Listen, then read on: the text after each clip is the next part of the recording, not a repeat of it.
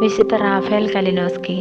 1835 September 1 Joseph കലിനോസ്കി polish പ്രഭു കുടുംബങ്ങളിൽപ്പെട്ട അനാരൻ കലിനോസ്കിയുടെയും Josephine പൊളോസ്കായുടെയും രണ്ടാമത്തെ മകനായി ലിത്വാനിയയുടെ തലസ്ഥാനമായ വിൽനയിൽ ജനിച്ചു.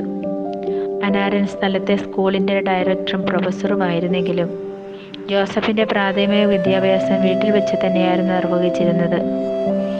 1852 17-ാമത്തെ വയസ്സിൽ എഞ്ചിനീയറിംഗ് പഠിക്കുന്നതിനായി ജോസഫ് പീറ്റേഴ്സ്ബർഗിലുള്ള മിലിറ്ററി അക്കാദമിയിൽ ചേർന്നു.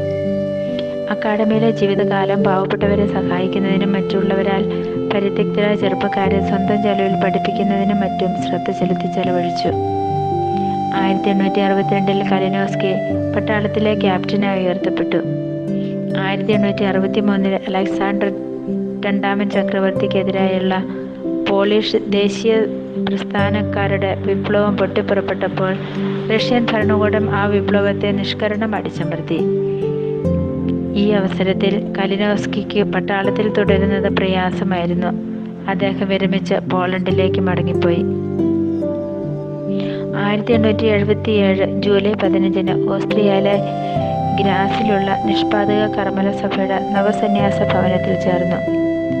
സഭയിൽ വിശുദ്ധ യൗസേപ്പിൻ്റെ റാഫേൽ എന്ന പേര് സ്വീകരിച്ചു. 1881 ആഘോഷമായ വ്രതവാഗ്ദാനം നടത്തിയ അദ്ദേഹം പോളണ്ടിലെ സേർണ എന്ന സ്ഥലത്ത് വെച്ച് 1882 ജനുവരി 15 വൈദിക പട്ടം സ്വീകരിച്ചു. അടുത്ത വർഷം തന്നെ അദ്ദേഹത്തെ സേർണയിലെ സുപ്പീരിയറായി നിയമിച്ചു.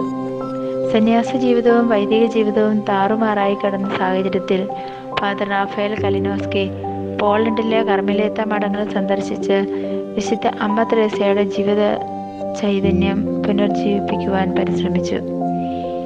പരിപൂർണരാകുന്നതിനുള്ള സഹായമായി അദ്ദേഹം നിർദ്ദേശിച്ചിരുന്നത് മുടങ്ങാതെയുള്ള വിശുദ്ധ ഗ്രന്ഥ പാരായണവും സഭാ നിയമങ്ങളെ പറ്റിയുള്ള പഠനവും ധ്യാനവുമായിരുന്നു.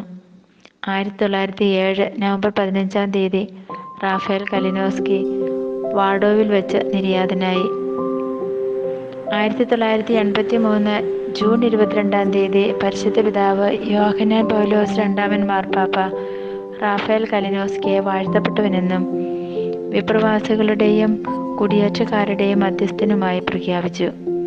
1991 നവംബർ 17 പരിശുദ്ധ പിതാവ് യോഹന്നാൻ പൗലോസ് മാർപ്പാപ്പ തന്നെ വാഴ്ത്തപ്പെട്ട റാഫേൽ കലിനോസ്കിയെ വിശുദ്ധനായി നാമകരണം ചെയ്തു.